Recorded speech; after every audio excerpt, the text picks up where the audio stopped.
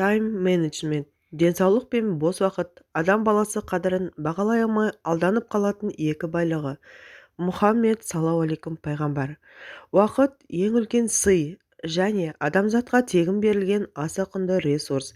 Уақыт байға да, кедейге де, даладағыға да, қаладағыға да ортақ. Бір тәулік, яғни 24 сағат немесе 1440 минут жас, кәрі, еркек, әйел демей барлығымызға бірдей берілген.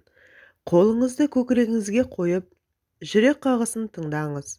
Дүрс-дүрс, әрбір тыныс алған деміңізге мән беріңіз. Сіз жүрек қағысын шығарған әрбір деміңізді ешқашан кері қайтара алмайсыз. Жиған байлығыңды жоғалтсаң, еңбектеніп оның қайта толтыруға болады.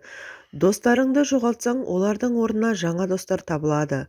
Ал уақытыңды жоғалтып алсаң, оның орнын еш нәрсе толтыра алмайды. Өйткені уақыт кері айналмайды. Ақшаны қарызға алуға болады, бірақ уақытты ала алмайсыз. Сондықтан ең әуелі уақытты жоспарлауды үйренуіміз керек. Қолымыздағы құнды дүниелерге барынша мұқияттық танытатынымыз айтпаса да түсінікті. Мысалы, ақшамызды банкте немесе ең сенімді жерде сақтаймыз. Оны қалай болса да көшеде кездескен кім көрінгенге жөн-жосықсыз тарата бермейміз. Алайда құр босқа жоғалтқан жастық шақ пен күш қайратыңа, есіл кеткен уақытыңа адамдар қайғырып жатпайды. Қымбат уақытын баянсыз іске жұмсап, уақыттың өзіне ұрлатады. Уақыт атты ең бағалы ресурсын желге шашып, бос нәрселерге оп-оңай айырбастай салады. Мұның бәрі уақыт құндылығын дұрыс бағаламаудан туындайды.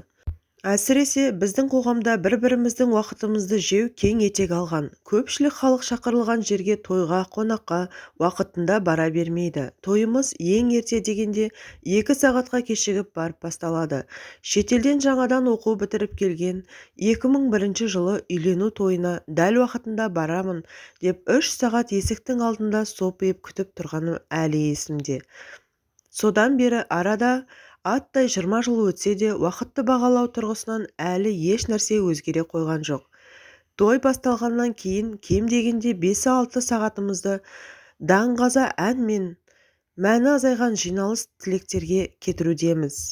Қонаққа барсақ та солай, бәрі бір уақытта жиналмайды. Уақытында келгендер үнемі кешігіп жүретін қадірлі қонақтарды күтіп отырады. Түннің бір уағына дейін жалғасатын той, кез келген отырыс келесі күннің энергиясын ұрлап, өнімділігін кемітіп жатқанын көбіміз ескере бермейміз. Ең сорақысы, кешіккен адам біреудің уақытын ұрладым деп өзін кінәлі сезінбейді. Ол үшін кешігу қалыпты жағдай. Мұндай қоғамда ешқашан даму да, алға жылжу да болмайды. Ал керісінше, әрбір минутын орынды жұмсап, әрбір сағатын дұрыс жоспарлап, тиімді пайдаланатын жеке адамда қоғамда өркениеттің көшін бастап, алға қарыштап дами береді. Күндіз-түні әлеуметтік желіде телефон шұқылап, одан қалса теледидардың алдында телміріп отырып арзан қалжың бітпейтін мәні жоқ сериалдар тамашалаумен бар ғұмырын өткізіп жатқандар қаншама.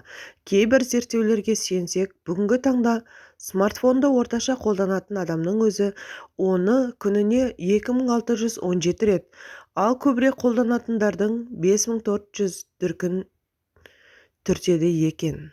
Apple компаниясы iPhone-ды белсенді қолданушылар күніне 80 рет, сағатына 7-8 рет қарайтынын растаған. Уақытын тиімді пайдалана алмаған адамдар оның үнемі жетпей жататындығын айтып шағымданады. Жаңа нәрсені үйренуге, қандай да бір істі жасауға уақыт тапшылығы себеп деу шындықпен жанаса бермейді. Мысалы, артына мол мұра қалдырған Әл-Фараби, Яссауи, Ұлықбек, Абай мен Шәкірім тәрізді барлық жасампаз ұлы тұлғаларға берілген уақыт мөлшері бізге де берілген. Арадағы айырмашылық, көпшілік адам уақытты әйтеуір өткізуді, ал ұлы адамдар оны тиімді пайдалануды ойлайды. Мысалы, 45 жасында дүние салған имам Науауи 500 томға жуық құнды еңбек жазып кетті. Ал күндік намаз, ораза, зікір секілді құлшылықтарымен қатар ғылымға, кітап жазуға уақыт табу үшін әр минутын тиімді пайдаланудың жолын іздеген. Ғұламаның күніне бір-ақ рет тамақ жегендігі, жолда кетіп бара жатқанда да пайдалы істермен айналысқандығы айтылады. 45 жас ұзақ ғұмыр емес, бірақ артында мұншалық көп құнды мұра қалдыруы, оның уақытты өте тиімді пайдаланғандығының көрінісі. Сондықтан ғұмырдың ұзақтығы көп жыл өмір сүрумен емес, қысқа болса да уақытты тиімді пайдаланып, дұрыс нәрселерге жасаумен өлшенеді. Ал бос нәрсемен өткен ұзақ ғұмыр жоғалған көп уақыт қана. Орынсыз жұмсалған ақшаның ысыраптығын желінбей, босқа төгілген астың обалдығын жиі айтамыз. Ал уақыттың ше, есіл кеткен уақыттың ысыраптығы мен обалдығы неліктен жиі айтылып, әрбіріміздің бас уайымымызға айналмайды? Уақыт адам баласына жаратушы тарапынан берілген ұлы нығмет. Ақыретте бұл нығметтен сөзсіз сұраламыз. Алла елшісінің Мұхаммед саллаллаху алейхи вассалам бір хадисінде былай делінеді: қиямет күні адам баласы мына нәрселерден сұралып, есебін толық бермейінше Алланың құзырынан жіберілмейді. Ғұмырын не істеп тауысқандығы, жастық шағын қандай іспен өткізгендігі, ақшасы мен дүниесін қандай жолмен тапқандығы, қаржысын қайда жұмсағандығы, үйренген біліміне қаншалық деңгейде амал еткендігі. Сағаттың шықылдағы емес ермек, һәммеша өмір өтпек, ол білдірмек. Бір минут бір кісінің өміріне ұқсас, өтті өлді тағдыр жоқ, айта келмек. Сағаттың өзі ұры шықылдаған, өмірді білдірмеген, күнде ұрлаған. Тиянақ жоқ, тұрлау жоқ, келді кетті, қайта айналмас, бұрылмас бұлдыр заман. Өткен өмір белгісі осы сыбдыр, көңілді күнде сындыр, әлде тындыр. Ақыл анық байқаған қылығыңды, қу шыққан қағасың босқа бұлдыр. Күн жиналып ай болды, 12 ай жыл жиылып қартайып қалғаны бұл. Сүйенген сенген дәурен жалған болса, жалғаны жоқ бір тәңірім, кеңшілік қыл абай. Уақытты тиімді пайдалану жолдары. Жетістікке жетуді мақсат еткен кез келген адам уақыттың әрбір минутын жақсы амалдармен толтырып, күндік жоспар жасауға тырысады. Көп адам күндік жоспарын дұрыс түзе алмай, оны әртүрлі керекті керексіз іспен үйіп-төгіп, толтырып тастағандықтан үнемі асығыс-үсігіс стресте жүреді. Тіпті жоспарлап алып орындамаған істері үшін өзін кінәлі санайды, өзіне деген сенімін жоғалтады. Нәтижесінде жоспар бұзылғандықтан армандары айда, өздері сайда қалады. Бәрін тастап жоспарсыз бейқам өмірге көшеді. Мұндай жеңіліс уақытты басқару жолын білмегендіктен, жоспар жасаудың тиімді тәсілдері мен тетіктерін меңгермегендіктен туындайды. Әсілінде жоспармен атқарылған 1 сағаттық жұмыс 1 апта бойы жоспарсыз жасалған жұмыстан артық өнім береді. Ісі дұрыс реттелген адамның көңілі тоқ жүреді, өзін бақытты сезінеді. Бұл жайлы Виктор Франкл былай дейді: дұрыс жоспарланып реттелген өмірдің екінші көрінісі бақыт. Қазір рет-ретімен уақытты басқарудың, дұрыс жоспар жасаудың жолдарын үйренеміз. Әуелі миыңды қоқыстан тазарт. Жоспар жасап іске кіріспес бұрын миымызды керексіз қоқыстан тазалап, өзіңе қажет істерді анықтап алудың маңызы зор. Ананы сатып алу керек, мынаны жасау қажет. Сол секілді құмырсқадай құжынаған, шиеленіп шатасып қалған жіп секілді сан қилы ойлар, түрлі міндет миымызды торлап алады. Жұмыстың көптігінен қорқып, істі неден бастарын білмей, абдырап қалған адамның күйін кешеміз. Мидағы шашылып жатқан тізім адамды стреске итермелейді. Ананы жасау керек еді, мынаны істеу керек еді деген санадағы шашыраңқы ойлар жан дүниемізді мазалап, ұйқымызды қашырады. Өйткені адамның миы орындалмаған істе үнемі еске түсіріп, орындалуы керектігі жайлы үздіксіз сигнал беріп тұрады. Нәтижесінде ағза сыр береді. Әсілінде өмірімізді жоспарлау дегеніміз үйіп-төгіп керекті керексіз істерді жасауға ұмтылу емес. Өмірді қатаң қағидаларға, күрделі схемаларға негіздеп, алда атқарылуға тиіс 100 деген жұмысты миға толтыру адамды күнделікті өмірдің қарапайым қуанышынан қағады, ләззат алуына кедергі келтіреді. Мұндай қайшылық күндік графиктің бұзылуына, жоспардың мақсатына жетпей жарты жолда тоқтап қалуына әкеліп соғады. Жоспарлаудың нәтижелі болуы миды керексіз қоқыстан арылтып, өзіңе қажетті ішкі құндылықтарыңмен қабысқан маңызды жұмыстарды атқара білуде жатыр. Ол үшін мидағы істеуім керек деген ой-жоспардың әрқайсысын бөлек-бөлек кішкентай қағазға жазып, тақтаға іліп тастаңыз. Мысалы, машина сатып алу, iPad сатып алу, ағылшын тілін үйрену, суда жүзуден сабақ алу, үй салу, жаңа кеңсеге көшу, шетелге демалысқа бару, балаларды дәрігерге қарату, денсаулықты тексерту тағы да басқа. Сөйтіп, мидағы қоқыс қағазға түскенде барлық ой-жоспар көзге көрінетін, қолға ұсталатын материалдық затқа айналады. Сосын олардың ішінен шынымен өзіңе өте қажетті істерді бөліп алып, тақтаға жеке қатарға қайтадан жапсырып шығыңыз. Ал керек емес деп шешкен істеріңізді бөлек қатарға жапсырыңыз. Керексіздерді анықтау үшін өзіңізге сұрақ қойыңыз. Мысалы, көлік маған не үшін қажет деген сұрағыңызға анда-санда ауылға барғанда достарыммен кездесуге деген жауап болды делік. Ендеше көлік алуды міндеттеп тұрған осы себептерді зерттеп көрелік. Ауылға жылына 2-ақ рет барады екенсіз. Оның үстіне жол тақтадай тегіс. Сонда 2-ақ рет міну үшін сонша ақша жұмсап көлік алу тиімді ме? Ал екінші себеп, достарыңмен кездесуге қымбат көлік мініп бару не үшін қажет?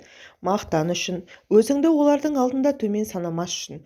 Демек, көлік алу жай ғана эмоциялық күйден, нәпсілік қалаудан, басқалардың пікіріне тәуелділіктен туындаған ой болып шықты. Көліктің саған аса қажеттігі жоқ екен. Сондықтан оны керек емес тізіміне кіргізесіз де миыңыздан өшіріп тастайсыз. Миыңыз бір қоқыстан тазарды. Бұл жай ғана мысал. Осылай өзіңізге анық қажет істерді нақтылап алғаннан кейін тақтаға негізгі 8 бағыт: интеллектуалдық даму, хобби, жеке кәсіп, отбасы, денсаулық, рухани даму, әлеуметтік қарым-қатынас, қоғамдық жұмыс тақырыптарын жазыңыз. Сосын әр бағыттың астына оған қажет істеріңізді бір-бірлеп қайталап іліп шығыңыз. Одан кейінгі адам уақыттың ыңғайына қарай әрқайсысын жеке-жеке жоспарлаңыз. Өзіңіз жұмыс істейтін жерді артық заттардан тазартып, тәртіпке келтіріңіз. Біздің санамыз, көңіл күйіміз өмір сүріп жатқан кеңістіктен тікелей байланысты. Артық кәкір-шүкір заттардан құтылып, ретке келтіргенде санамыз да автоматты түрде тазарады. Киім тұратын гардеробыңызды көп қолданбайтын киімдерден босатып ретке келтіріңіз. Көлігіңіздің тазалығына мән беріңіз.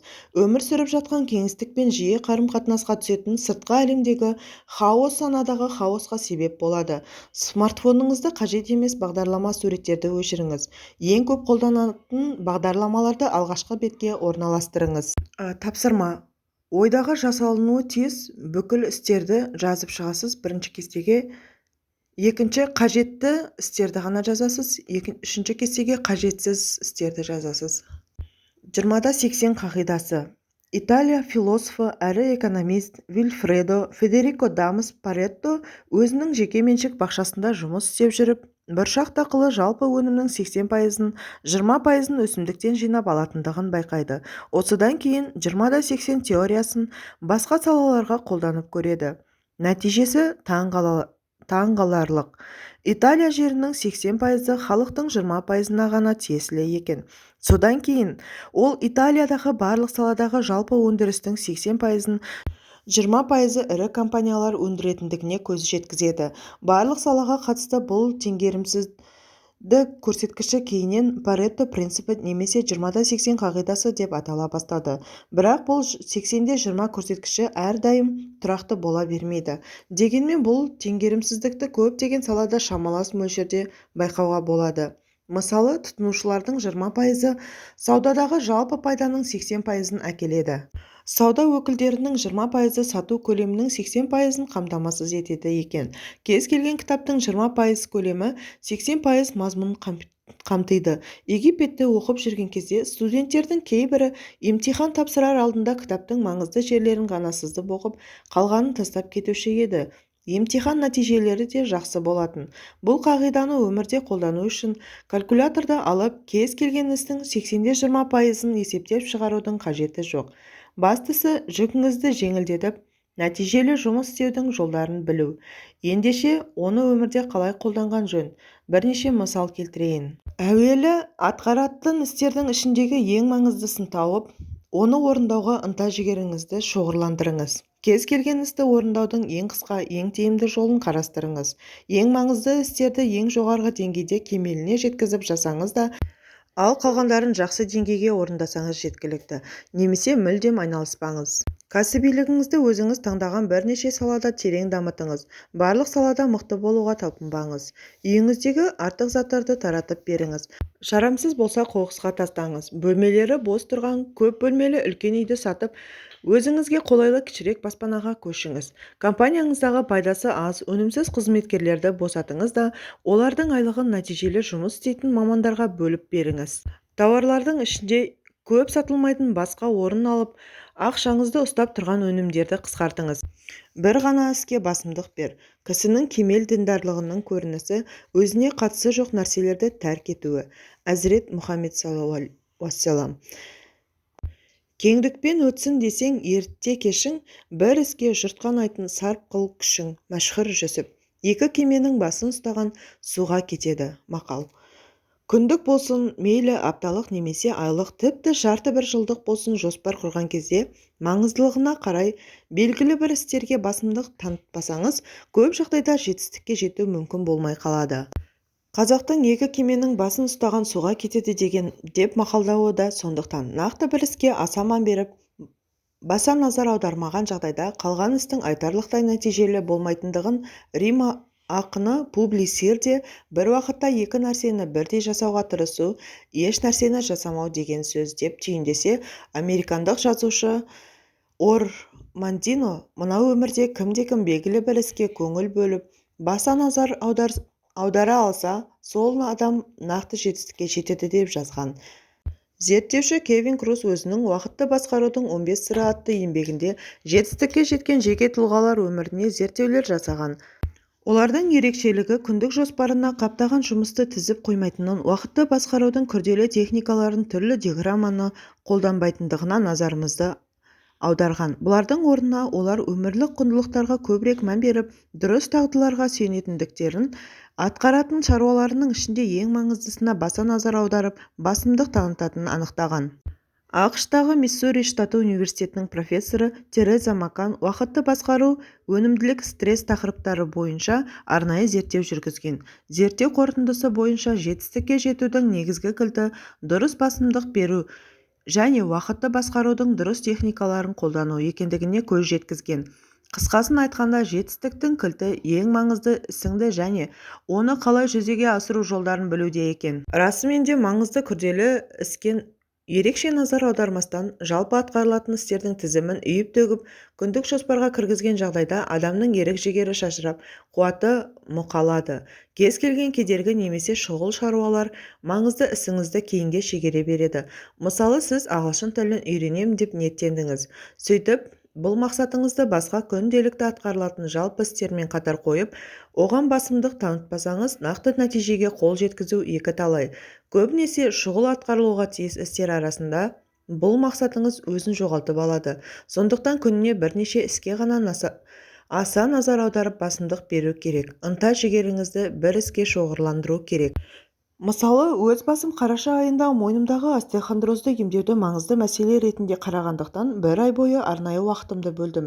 Нәтижесі жақсы болды. Кейбір кісілер дүние өртеніп кетсе де мынаны жасауым керек дегені осы әдістің қазақы жалпақ тілмен айтылған нұсқасы. Бұл намаз құлшылығында да кездеседі. Мысалы, намаздың парызы, сүннеті бар. Біз парызға басымдық танытамыз, қандай жағдай болса да оны атқаруға тиіспіз. Ал шұғыл асығыс жағдайлар шығып жатса, сүннет намаздарын кейіндете тұрамыз. Дәл қазір өз басым алдағы 3 айда басымдық танытып, осы кітаптың қалған бөлімдерін жазуды жоспарға кіргіздім. Демек, күнде осы іспен айналысамын. Басқа жоспарлаған жұмыстарым қандай да бір себеппен кейінге шегерілсе де, кітап жазуды тастамауға тырысамын. Әр адам өзінің мамандығына, істеп жүрген жұмыстарына, жеке жағдайына қарай басымдық беріп, ынта-жігерін шоғырландыратын маңызды ісін анықтап алуға тиіс. Мысалы, университетте оқып жүрген талапкер үшін басымдық қандай да бір күрделі пәннен қосымша сабақ алу. Кәсіпкер үшін SMM маркетингті жетілдіру болуы мүмкін. Басымдық беріліп, ынта-жігер шоғырландырылған іс бір күнде тындырылатын тірлікте. Тірлікте 6 айда жасалатын жүйелі жұмыс та болуы мүмкін. Бірақ үлкен мақсаттарға жету үшін ұзақ мерзімді, ең болмаса 1 апта, 1 айлық істерді жоспарлап, оларға ауқымды басымдық берген жөн. Басымдық беріп мақсат еткен ісіңізде нақтылықты ұмытпаңыз. Мысалы, осы айда салмақ тастаймын деп жалпылама емес, 2 кило артық салмақтан құтыламын деп нақты межелеңіз. Ал нақты мақсат қойғаннан кейін оған жетудің дұрыс жолын қарастырып, сол бойынша жүйелі әрекет етіңіз. Көпшілігіміз жасаған жоспарымызды шұғыл шаруа шықса, оп-оңай бұзып жібере саламыз. Мысалға, сағат 11:00-де суда жүзу үйірмесіне жазылып қойдыңыз делік. Үйіңізден немесе офисіңізден шығар кезде жақын танысыңыз телефон шалып, сізді маңызды іс бойынша кофеханаға шақырып қалса, миыңыз бірден оңайын таңдауға құмбыл тұрады. Суда жүзуге қарағанда кофе ішу қайда оңай және нәпсіңізге ұнамды. Осы кезде миыңыз суда жүзуді кейінге қалдырудың жолдарын іздей бастайды. Мысалы, жаттықтырушыға хабарласып, сабақты ертеңге ауыстыруды ұсынуыңыз мүмкін. Мұның алдын алудың жолы денсаулығыңыз үшін. Кәсіби дәрігерге алдын ала жазылып қойғандай дәрежеде мән беріңіз. Әдетте дәрігерге жазылған уақыттан ешкім кешікпейді, оның уақытын өзгертпейді де. Ал танысыңызға кездесуді өзіңізге ыңғайлы басқа уақытқа немесе келесі күнге қалдырыңыз. Ал егер басымдық танытқан маңызды ісіңізге бөлінген уақытта балаңыз ауырып қалып дәрігерге шұғыл апаруға тура келіп жатса, мұндай жағдайда маңызды ісіңізді сол күннің басқа уақытына ауыстырыңыз. Маңызды емес істермен айырбастаңыз. Көп адамдар маңызды істердің орындалмауын мінез кемшілігі деп түсінеді. Олай емес. Әсілінде оның себебі санадағы жүйесіздік пен ретсіздікте. Яғни қайткенде орындалуға тиіс маңызды істер жүрек пен санада мықтап орнықпауында. Сондықтан маңызды істерді анықтағаннан кейін оны санаға әбден сіңіріңіз. Назарыңызды сол іске шоғырландырыңыз. Яғни ол істі үнемі естен шығармаудың жолын қарастырыңыз. Айталық маңызды деп тапқан ісіңіз жылдық, 90-дық, айлық, апталық жоспарға кіргізіңіз. Әр күні жатарда қағазға жазыңыз. Таңертең күндік жоспарыңызды пысықтағанда басты істерге айрықша назар аударыңыз. Үйіңізде немесе кеңседе арнайы тақтаға көзіңізге түсетін жерге үлкен әріптермен жазып қойыңыз. Осылай маңызды істеріңізді жүрегіңіз бен санаңызға толық орнықтырмасаңыз, кез келген шұғыл шаруалар оларды оп-оңай ығыстырып жібереді. Шұғыл істер көбінесе маңызды жұмыстарға жатпайды, ал керісінше маңызды істер шұғыл болмайды. Тапсырма 20-80 қағидасы бойынша не істейтініңізді жазыңыз. Өз салаңыздағы сізді және ұжымды жетістікке жетелейтін ең маңызды істерді жазыңыз. Күніңізді маңызды істерден бастаңыз. Басымдық беріп, ынта-жігеріңізді шоғырландыратын істі күннің алғашқы уақыттарына қойыңыз. Өйткені адамның миы сергек һәм бойында ынта-жігері, энергиясы толық болатын кезі таңертеңгі сағаттар. Өкініштісі, адамның көбі күннің алғашқы уақытын жеңіл-желпі орындалатын оңай істерге жұмсайды. Дюка университеті психология саласының профессоры Дэн Ариэли адамдардың ынта-жігерінің жоғары болатын уақыты толық ұйқыдан оянғаннан кейінгі алғашқы 2 сағат екендігін айтады. Ол уақытты тиімді пайдаланудағы адамдардың жиі жіберетін қателігі күннің ең өнімді алғашқы 2 сағатын ешбір ыждағаттылық пен айрықша күшті талап етпейтін жеңіл-желпі істерге жұмсауында жатыр. Олар бұл уақытта әлеуметтік желі секілді жеңіл нәрселермен айналысады. Керісінше, мұндай өте өнімді уақытта ең маңызды істермен айналысса, алдына қойған мақсаттарына сөзсіз жетер еді депті. Зиглар компаниясының бас директоры Том Зиглар таңғы уақытыңызды бизнесіңізді көркейтіп, алға қарай сүйрейтін нөмірі 1 ең маңызды іске арнаңыз. Басқа ел шырт ұйқыда жатқанда сіз осындай іспен айналысыңыз. Электронды пошталарды оқу секілді жеңіл істерге алаң болмаңыз деп өз тәжірибесімен бөліседі.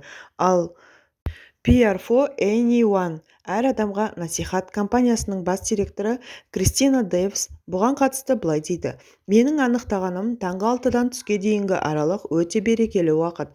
Сергек миыма ғажайып идеялар келеді. Мен осы уақытта басқа адамдар 1 апта бойы жасай алмайтын істерді тындырып тастаймын. Кейбір кісілер ең маңыздыдан гөрі ең қиын жұмысты таңғы уақытта істегенді дұрыс санайды. Егер бұл сізге пайдалы болып жатса, осылай істеуге болады. Өйткені кейбір адамдар қиын істерге ынталары соқпай желкелерінен кейін тартып тұрады. Нәтижесінде қиын істерді үнемі кейінге қалдырады да жеңіл-желпі істермен айналысып кетеді. Бірақ әуелі ең маңызды істерді емес, ең қиын істерді жасауды әдетке айналдыру сіздің өнімділігіңізге кері әсер етуі ықтимал екенін де ұмытпаған жөн. Жұмыстың бәрін өзіңіз арқаламаңыз. Өзіңіз ұнататын әрі қолыңыздан келетін іске басымдық беріп, ынта-жігеріңізді соған шоғырландырыңыз. Ал басқа істерге лайықты адамдарды жалдаңыз. Льюис Хауэс. Барлық істі жалғыз өзіңіз атқаруыңыз маңызды емес. Бастысы мақсат еткен ісіңіздің орындалуы. Ал оны қалай жүзеге асырасыз? Бұл сіздің кәсібилігіңізге, ұйымдастыру қабілетіңізге, адам тану мен маман таңдау қадамыңызға байланысты. Сондықтан қол байлайтын отбасылық шаруалар болсын, жеке ұсақ түйек істеріңізде, басқарып отырған ұжымыңыз бен дөңгелетіп отырған кәсібіңізге қатысты әрдайым жұмысты лайықты адамдарға тапсырып, сағат секілді ақаусыз істейтін жүйе құра білу маңызды. Бұлай жасау арқылы сіз ең әуелі уақытыңызды үнемдейсіз. Екіншіден, жұмыстың жылдам әрі сапалы орындалуына жол ашасыз. Үшіншіден, басқа адамдардың жетілуіне жағдай жасаған боласыз. Төртіншіден, кез келген іс белгілі бір жүйеге байланып, дұрыс ұйымдастырылған кезде, ол сіздің қатысуыңызсыз-ақ жасала береді. Балаларыңызға да қандай да бір жұмысты сеніп табыстау, оларды еңбекқорлыққа, дисциплинаға, жауапкершілікті сезінуге тәрбиелейді. Әуелі әр балаңызға өз бөлмесін таза ұстауды міндеттеңіз. Сондай-ақ үйдің ішіндегі артық аумақтарды, есік алдындағы ауланың тазалығын, реттілігін әр балаңыздың жасына сай бөліп жауапкершілік жүктеңіз. Алғашқы кезде балалар тапсырылған жұмысты сіз ойлағандай сапалы жасай алмауы мүмкін. Оларды жұмысқа үйрету, тазалыққа баулу айтарлықтай уақыт алатындығы сөзсіз. Бірақ белгілі бір уақыттан кейін қолыңыз ұзарып, уақытыңыз үнемделгенін байқайсыз. Оларды жетістіктеріне сай ынталандырып, марапаттап отырған жақсы. Күнделікті ұсақ-түйек шаруалар басымдық танытатын негізгі ісіңізге ынта-жігеріңізді шоғырландыруға кедергі келтіріп жатса, ондай шаруаларды атқаратын әрі жеке көлігіңізді жүргізетін арнайы көмекші жалдаған тиімді. Қаржылық жағдайыңыз жетіп тұрса, бұған ақша үнемдеп аянып қалмаңыз. Бұлай жасау арқылы көп уақытыңызды үнемдеп, ұсақ-түйек істерден қолыңыз босайтындықтан миыңыз әрдайым сергек жүреді. Басымдық беретін маңызды істеріңізге ойыңыз бен ынтаңызды шоғырландыруға көбірек мән бересіз. Көлік тізгінінде өтетін уақытыңызды тиімді пайдалана аласыз. Кәсібіңіз бойынша білімді іскер мамандардан тұратын мықты команда жасақтаңыз. Компания есебінен олардың кәсіби дамуын жетілдіріңіз. Оларға жауапкершілік жүктей отырып, жеке шешім қабылдау сенімін кеңейтіп, емін-еркін әрекет етулеріне, қабілет-қарымдарын көрсетулеріне мұрсат беріңіз. Кейбір кісілер басқа адамдарға сенім білдірмей, барлық істі өзі жасауға ұмтылады. Өзі меңгерген істі басқаларға үйрету уақытымды жейді деген оймен жұмысты басқаға толық табыстаудан тартынады. Бұл қателік. Оны ұзақ мерзімді стратегиялық қадамдарға апармайды. Бар жүкті өзіне жүктеп алған адамның ісі тайғанақтап бір орында айналған шығырық секілді алға жылжымайды, тіпті кері кетеді. Кез келген жұмысты лайықты адамдарға табыстай білудің пайдасы жайлы америкалық кәсіпкер Джеймс Кэш Пенни былай дейді: өзім қабылдаған шешімдердің ішіндегі ең дана шешім кейбір жұмыстарды бір өзім әрі қарай сүйреуге шамам келмейтінін түсініп, бизнесті еркіндікке жібергенім. Расымен де Пенни осы шешімінің арқасында жүздеген ірі дүкендердің өмірге келуі мен мыңдаған маманның жетілуіне жол ашты. Қысқасы, әр істі тек өзім істеуім керек, менің айтқаным бойынша ғана жасалуы тиіс деген ұстаным басқалардың мүмкіндігін шектейтін әрі өзіңізді қат-қабат жұмыстың астына қалдыратын әрекет. Одан аулақ болыңыз. Жалқау адамның үздік программистке айналуы. Бағдарлама жасаушы компанияның қызметкері 45 жастағы Боб өзінің міндеттерін ойдағыдай атқаратын. Оның бағдарламалық кодтары жоғары сапамен ерекшеленіп, әрқашан уақытында дайын болатын. Әр 90 сайын компания оған ең үздік бағдарламашы атағын беріп, қаржылай сыйақы тағайындап отырды. Ол мінсіз қызметкердің үлгісі болды. Жұмысқа таңғы сағат 9:00-де келіп, дәл сағат 17:00-де қайтып жүрді. Басшылыққа бір күнде жасаған жұмысы туралы күнделікті есеп жіберуді де ұмытпайтын. Дегенмен, кейінгі зерттеуде Боб өз жұмыс күнін ерекше тәртіпте өткізетінін көрсетті. Таңертең шамамен 9:00-ден 11:30-ға дейін ол өз уақытын Reddit'тағы блогтарды оқуға және YouTube'дағы бейнероликтерді көруге арнайды да, содан кейін ол 1,5 сағат түскі асқа баратын. Сағат 13:00-де кеңсеге оралып, келесі 3 сағатын eBay, Facebook және де басқа әлеуметтік желілерде зерттеуге арнаған. Сағат 16:30-да ол бастыққа есеп жіберіп, бірде-бір код жазбай үйіне қайтады. Ол өзінің барлық жұмыс күндерін осылай өткізеді. Сөйте тұра компанияның ең үздік бағдарламашысы бола алды. Неліктен? Өйткені Боб ақылды жігіт. Мен мұны қалай істей аламын деген сұрақтың орнына мұны қалай жасауға болады деген сұрақ қойды. Бұған жауап Боб өзінің міндетін Қытай программистеріне тапсырып отырған. Іс жүзінде ол өз жұмысын Шеньяндағы мердігерге жасатып жүрген. Компания Бобқа жылына шамамен $200 төлеген болса, ол осы соманың 1/4, яғни $50 қытайлық командаларға төлеп, жұмысын жасатып отырған. Ал өзі күні бойы ғаламтор шарлаумен уақыт өткізетін. Ақыры компания өз сервисіне қосылып жүрген Қытай мамандарына назар аударып, желіні зиянкестерден қорғау деген желеумен зерттеу жүргізілді. Өкініштісі, Бобтың іскерлігі жұртты таңғалдырмайды. Керісінше, ол жұмыстан шығарылады. Кевин Круз өзінің уақытты басқарудың 15 сыры атты еңбегінде осы оқиғаны мысал ретінде келтіре отырып, компания басшыларының шешіміне қатысты былай дейді: "Мен Бобтың жалақысын 2 есеге көбейтіп, оны техникалық бастық етер едім. Ол өзінің аутсорсинг схемасын бүкіл компания бойынша жүзеге асыра алды. Нәтижесінде компания миллиондаған доллар үнемдейтін еді. Боб корпоративті ережелерді бұзғаны үшін жұмыстан шығарылғанымен, біз оның жұмыс атқару тәсілінен көп нәрсе үйрене аламыз." Сауатты жоспарлауды үйрен. Әрекетсіз жоспар жай ғана қиял, ал жоспарсыз әрекет былық. Жапон мақалы. Апталық жоспар жасаудың тиімділігі.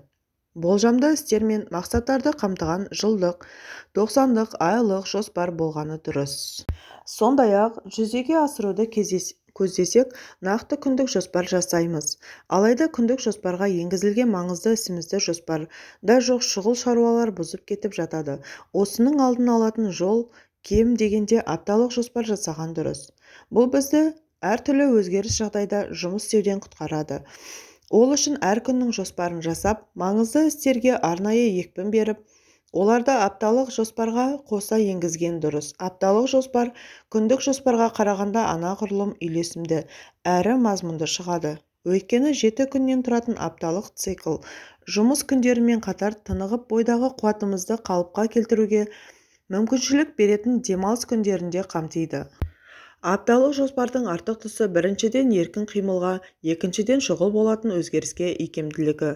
Енді күнде таңертең өз күнтізбеңді шолып шыққан кезде апталық жоспардағы істерге баса назар аударып, осы аралықта орын алуы мүмкін көптеген жайттарды да ескересіз. Апта ішінде күтпеген жерден шұғыл шаруалар мен маңызды зор ұсыныстар шыға қалған жағдайда, жоспарлаған істердің орнын оңай алмастыру арқылы шешімін табасыз. Нәтижесінде басқа адамдармен қарым-қатынасты, өзара әрекеттестікті сақтай отырып, басымдық берген маңызды ісіңізді орындай алатындай апталық жоспарды нәтижелі ұйымдастыра алсаңыз, көңіліңіз әрдайым көтеріңкі болады. Орындай алмаудан пайда болатын өкініш пен өзіңді кінәлі сезінуден құтылып, өмірдің қуанышты ләззатын татуға мүмкіншілік табасыз. Кемел адам күнделігінде арнайы апталық және күндік жоспар үлгісі берілген. Күнделікті жұмысты түріне қарай блокқа жүктеңіз. Күндік жұмысты түрлеріне қарай блокқа бөлген тиімді. Мысалы, фирмада немесе мемлекеттік қызметте істейтін адам 6:00-ден 8:00 арасында уақытты бір блок деп есептеп, бұл уақытты өзінің жеке дамуына арнағаны дұрыс. Мысалы, намаз оқитын кісі болса, құлшылығын атқарғаннан кейін таңғы жаттығуын жасап, немесе пайдалы кітап оқығаны жөн. Сондай-ақ, күндік жоспарын жасап, немесе пысықтап алғаны дұрыс. Терең ойға шомып, медитация жасауға таңғы уақыт тиімді. Бұл блокты таңғы сағат 5-тен бастауға да болады. Ал сағат 8:00-ден 9:00 бұл таңғы ас пен жұмысқа бару уақыты. Екінші блок сағат 9:00-ден 18:00 бұл күнделікті жұмыс уақыты, мысалы фермадағы, мектептегі, мемлекеттік қызметтегі тағы да басқа. Үшінші блок кешкі сағат 19:00-ден 22:00 аралығы. Бұл уақытты достарыңызға, отбасыңызға арнаңыз. Төртінші блок сағат 22:30-6:00 түнгі ұйқы. Ал белгілі бір уақытқа тәуелді емес адамдар блоктарды төмендегідей етіп бөліп тастаса болады. Мысалы, бірінші блок 6:00-ден 10:00 аралығы. Өзінің жеке тұлғалық дамуы. Таңғы аста осы блокта. Екінші блок 10:00-ден 15:00 аралығы. Жеке бас кәсібіне арнау. Түскі асты да кәсібіне қатысты адамдармен бірге ішкен дұрыс. Үшінші блок 15:00-18:00 бұл түрлі кездесулер, қоғамдық жұмыс. Төртінші блок 19:00-22:00 бұл жолдастар және отбасына арналады. Бесінші блок 22:30-6:00-де түнгі ұйқы. Жоғарыдағы бөлу тек мысал ретінде ғана ұсынылып отыр. Әркім өз жағдайына қарай ыңғайлы етіп бөлгені дұрыс. Намаз оқитын кісі күндік жұмыс түрлерін 5 уақыт намазға қарай бөлуіне болады.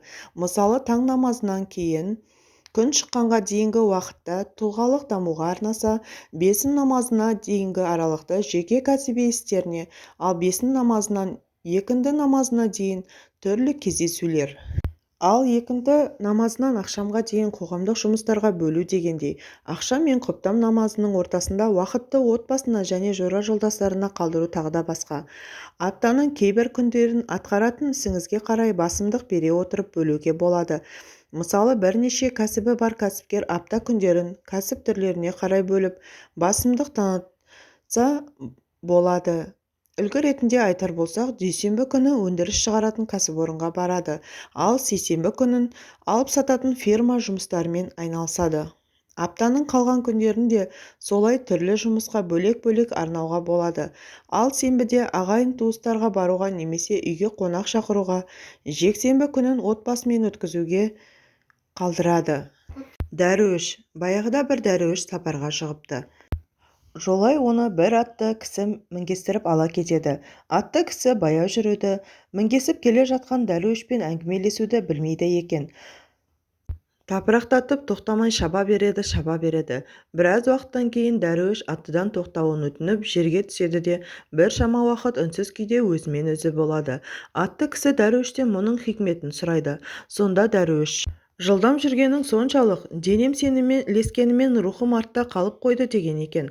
Бұл қиссадан мынаны түсінуге болады. Күйбең тіршіліктің, қауырт жұмыстың, күнделікті оқиғалардың әсерінен, айналамыздағы болып жатқан шуылдың ықпалынан шыға алмағандықтан, қарасақ та көрмейтін, естісек те тыңдамайтын, білсек те түсінбейтін меңіреу күйге түстік. Өзіміздің рухымызды тыңдауды, жүрегімізге құлақ тұруды, ішкі үнімізді естуді ұмыттық. Айналамызға ғибрат көзімен қарап, оқиғалардың астарына үңіле бермейтін болдық. Қысқаша айтқанда, тәніміз озып, рухымыз қалып қалды. Алманы немесе кез келген жемісті қолыңызға алып, оны алғаш рет көріп тұрғандай аса мән беріп қараңызшы. Алақаныңызбен сыртын айналдырып асықпай сипаңыз, мұрныңызға жақындатып иіскеп көріңіз. Алма ағаштың бүршік атып гүл ашқан сәтін көз алдыңызға елестетіңіз. Қара топырақпен жай ғана шыбықтан осындай көз тартар әдемілікке жұпар иісті алмаға айналғанын ойлаңыз. Сосын құштарлана тістеңіз. Шырынын тамсана сорыңыз, көзіңізді жұмып дәмін сезініңіз. Асықпай жұтыңыз. Осындай көз тартар бір бояулы әдемі теңдессіз жұпар иісі сілекейіңізді шұбартар ғажайып дәмін жай ғана қара топырақ пен шыбықтан шығарған жаратқанға шүкір етіңіз. Тәбетіңіз оянып, сілекейіңіз шұбырғанын сезіп тұрмын. Дереу тұрыңыз да кез келген жемісті дәл осылай жеп көріңіз.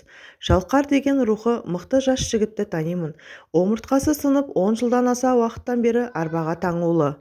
Омыртқасы сынса да рухы сынбаған. Бұл азамат бүгінде әлеуметтік желі арқылы көп адамға шабыт беріп, оларды өмірге қайраттандырып жүр. Сол жігіттің айтқаны есімнен кетпейді. Қандай мазмұнда болса да түс көргенді ұнатамын. Себебі түсімде өз аяғыммен жүріп, өзім қозғаламын. Қалаған жеріме барамын. Бұл маған керемет ләззат сыйлайды. Оянып кетсем, Қайтадан ұйықтауға тырысамын. Көбінесе түсімді жалғастырып, әрі қарай көремін. Ал біз бойымызда бар нығметтерді өңімізде сезіне аламыз ба? Сезінсең ғана бағалайсың, ал бағалай алсаң шынайы шүкір етесің. Мұны керісінше қарастырайықшы. Шүкір ету үшін бағалау қажет. Бағалау үшін сезіну керек, ал сезіну үшін ойлау ләзім. Ал ойлану үшін кідіріс, байыптылық қажет. Ой деген ойпаттан шығады, ал ойпат бұл тереңдік. Ендеше ойлану үшін тереңге түсуге әрекет ету қажет. Байыптылық, кідіріс керек. Медитация. Кім жүрер тіршілікке көңіл бөлмей, бақи қоймас фәнидің мінін көрмей.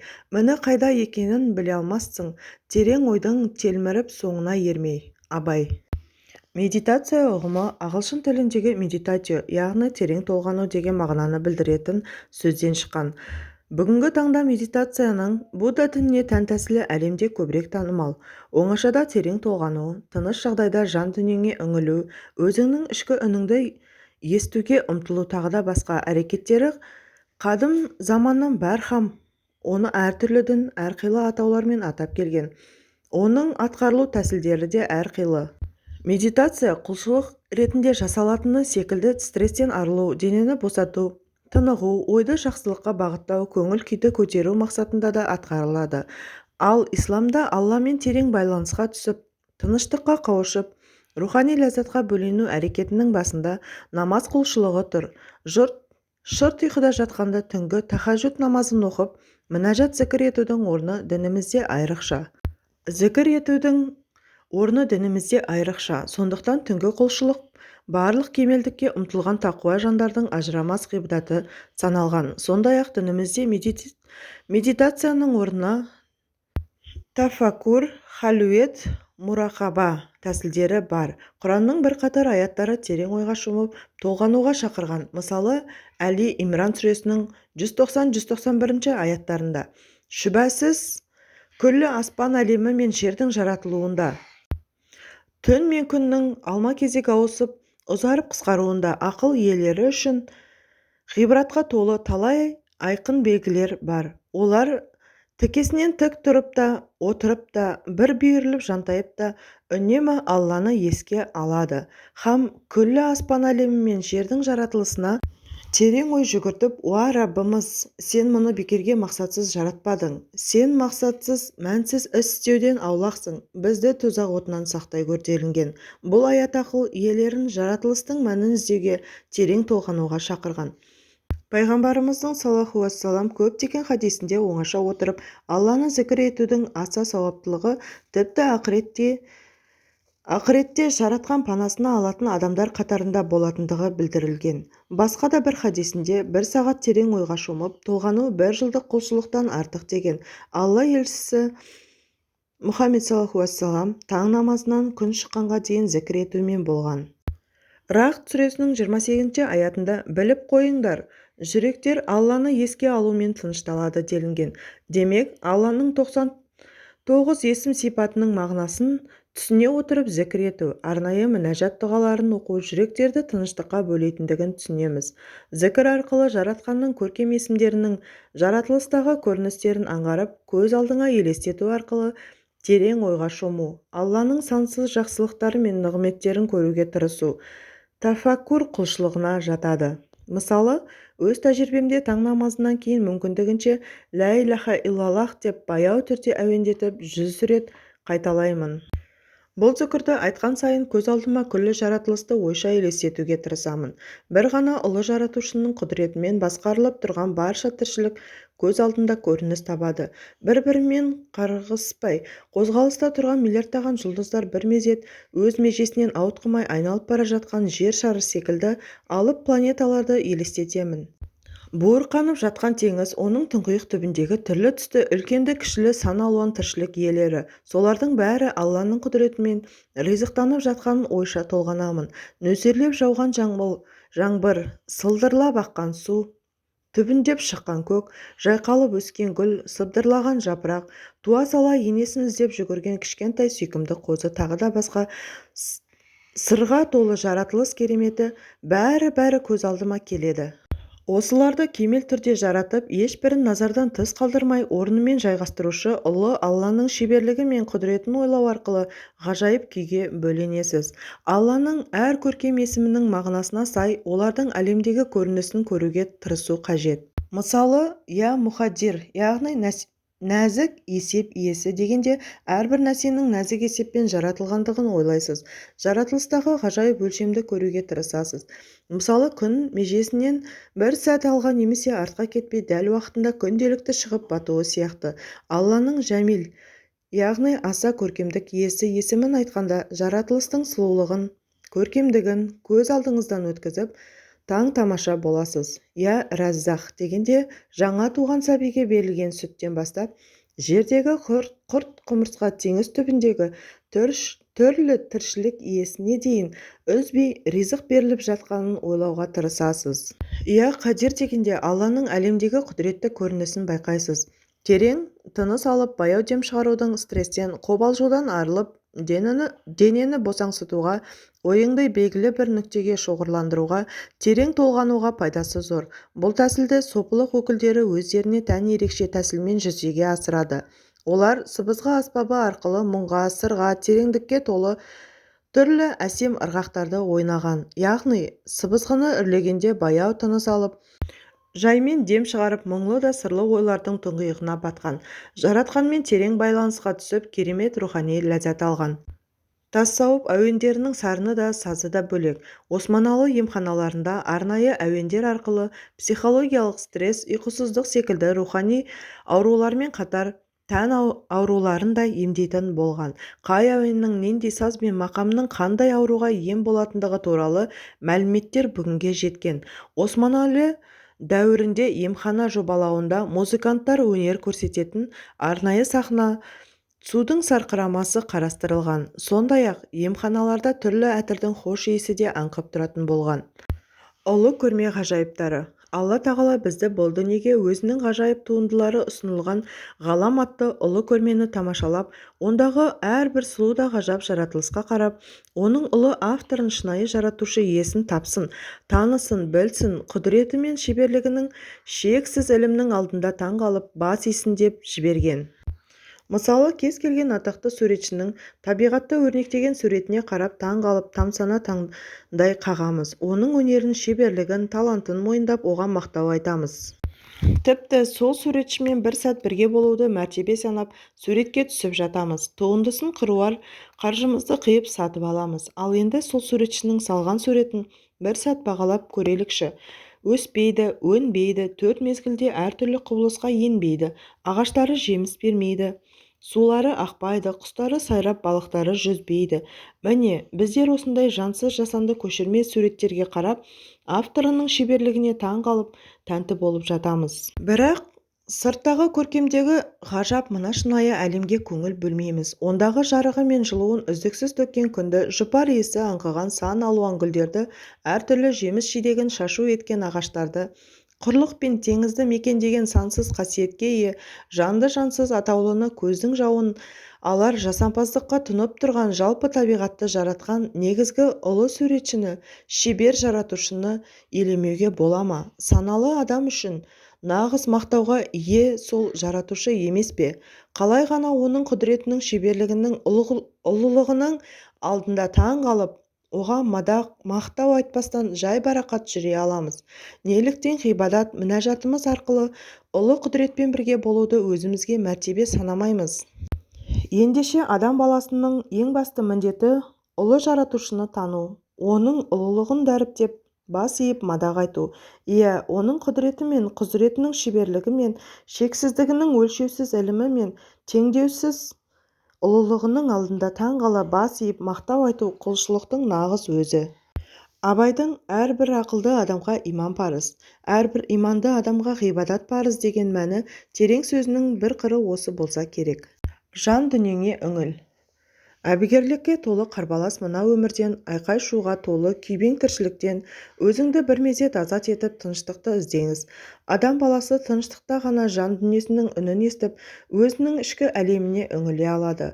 Сол арқылы өзінің мына дүниеге не үшін келгендігін, негізгі миссиясын есіне түсіруіне мүмкіншілік табады.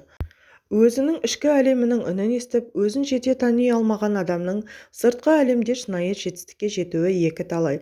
Ендеше өзіңді таны, өз әлеміңе үңіл, өз мүмкіншілігіңді бағала, өз бойыңдағы бөгеттерді жой, өз нәпсіңмен күрес. Сонда сыртқы әлем саған өздігінен қақпасын айқара ашады. Қиыншылықтар бір-бірлеп тізе бүгіп саған беріле бастайды. Қысқасы, жетістіктің кілті сыртта емес, өз болмысыңда сақтаулы. Балапан жұмыртқаны іштен жарып шықса ғана сыртта өмір сүре алады, ал сырттан жарылса өмір тоқтайды. Қиыншылықты жеңетін, шыңдарды бағындыратын күш өз рухыңда екенін ұмытпа. Оны сырттан іздеп әуре болма. Адам баласы өзінің ішкі үнін естімейтін күйге жеткенде әртүрлі ауытқушылықтар орын ала бастайды.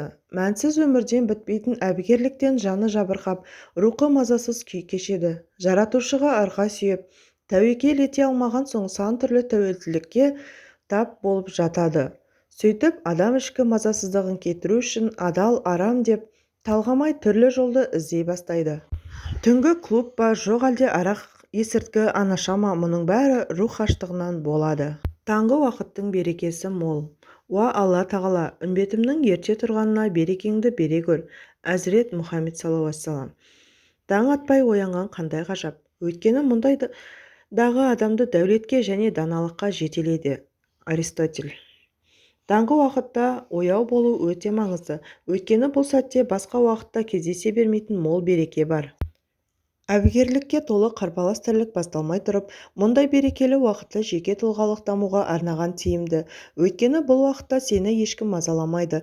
Күндізгіде телефон қоңыраулары, түрлі мессенджерлерден келетін толассыз хаттар жоқ. Миың сергек болады. Таңғы уақытта жаттығу жасап, таза ауа жұтып, далада серуендеп келгеннен кейін кітап оқып өткізу. Тыныштықта терең ойға шому, күндізгі ісіңді жоспарлау өте пайдалы.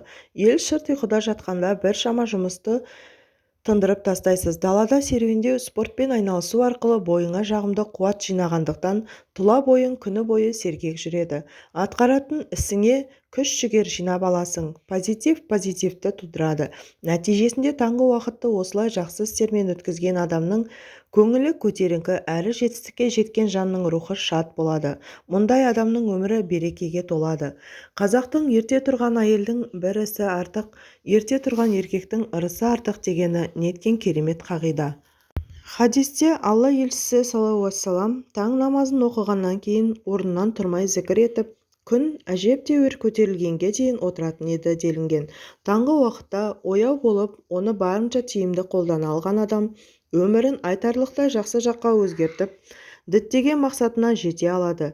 Жетістікке жеткен ұлы тұлғалардың көпшілігі таңғы уақытын өте тиімді пайдаланғаны мәлім. Сондықтан сіз де таңғы уақыттың берекесін сезіну арқылы бүкіл өміріңізді өзгерте аласыз. Ойланып көріңізші, әлем ұйықтап жатқанда сіз жан дүниеңізді руханиятпен нәрлендіріп, санаңызды пайдалы біліммен сусындатып, денеңізді ширатып үлгересіз. Бойыңызға ғажап қуат жинап, шабытыңыз шалқыған күйде күніңізді ең керемет деңгейде сапалы да өнімді өткізуге дайын боласыз. Әлемде миллиардтаған адам өмір сүреді. Солардың кейбіреуі ғана үстіне жамылған көрпесін жұлқып тастап, жылы төсегінен атып тұрып, таңғы уақыттың берекесін пайдаланады. Мынаған назар аударыңыз. Жетістік әркімнің қолынан келе бермейтін осындай қиын істерде. Ендеше сен де қалың ұйқыда жатқан сан мың адамдардың арасынан бөлініп, өз ерік-жігеріңмен тағдырын жақсы жаққа бұра білген таңдаулы жандардың қатарына қосыл. Ертеңнен бастап жылы төсекте былжырап жатуды тоқтат. Ерте тұруға беліңді бу. Түнде тынығып, таңертең аман-есен оянғанда тағы бір арайлы күнді тарту еткен жаратушыға алғыс білдіріп шүкір етейік. Аллаға бүгінгі күнді ізгі істермен берекелі етіп өткізуге тырысатынымызды айтып уәде берейік. Егер бүгінгі күніңіз жер бетіндегі соңғы күніңіз болғанда қалай әрекет етер едіңіз, сол күнді қалай өнімді өткізер едіңіз, өзіңіздің ең жақсы қабілетіңізді, мүмкіншілігіңізді қалай қолданар едіңіз, мына өмірде қандай жақсы іс қалдырар едіңіз. Міне, осындай терең ойлар сізге мықты ғажайып жігер беретін мотивация болмақ. Соңғы уақытта өзіңізді жетілдіруге, біліміңізді арттыруға, денсаулығыңызды реттеуге, санаңызды жаңартып, ішкі әлеміңізге үңілуге Ниеттеніңіз. Таң атпай тұрып, күніңізді өзіңіз риза болатындай ең кемел түрде қалай өткізетініңізді елестетіңіз. Ерте оянып, уақытыңызды жалғыздық пен ешкім мазаламайтын тыныштықта өткізген кезіңізде миыңыз сізді жетістікке жетелейтін дофамин гормонын бөле бастайды. Онымен бірге бақыт гормоны деп аталатын серотонин де пайда болады. Қауіп-қатерге дабыл қағатын стресс гормоны кортизолдың деңгейі барынша түседі. Бір сөзбен айтқанда, өзіңізді бақыт құшағында сезінесіз. Көңіліңіз көтеріліп, бойыңыздағы ғажайып қуат, өзіңізге деген ерекше сенімділік пайда болады. Адамға ең жақсы идеялар мен күрделі мәселелердің шешімі көңіл көтеріңкі рухы мен санасы тыныштыққа бөленген сәттерде келеді. Кім таңғы 2 сағатын, ең болмаса 1 сағатын тиімді пайдаланып, өзінің жан-жақты жетілуіне, руханиятына арнай алса, ондай адам тек жетістіктің тұғырынан табылады. Алла елшісінің Мұхаммед саллаллаху уа Алла тағалам, үмбетімнің ішіндегі ерте тұрған жанға берекеңді бере көр деген дұғасына сай жаратушының берекесіне кенеледі. Ей мұсылман, көз ілме таң сәрінің кезінде, таста ұйқыны езілме таң сәрінің кезінде, сәріде жалған құлпырма құйқылжыр құмыр сұңқылдап, бір Алла деп безілде таң сәрінің кезінде. Таң сәріде тұрғанның ырысы артып тасады, Тәңірі хабар шашады таң сәрінің кезінде.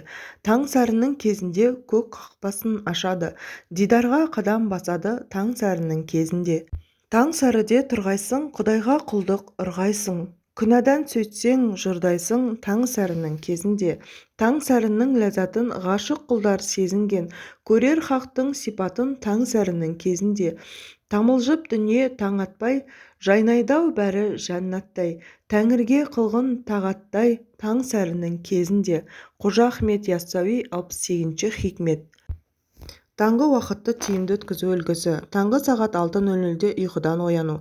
Сағат 5:00-ден оянған тіптен жақсы. Су ішу, таңғы намазды оқып, дұға тілек жасау, зікір айту, Құран оқу, Алланың 99 есімінің мағынасын түсіне отырып, әр есімнің ғалами сипатын елестете отырып дұға жасау. Шамамен 30 минут.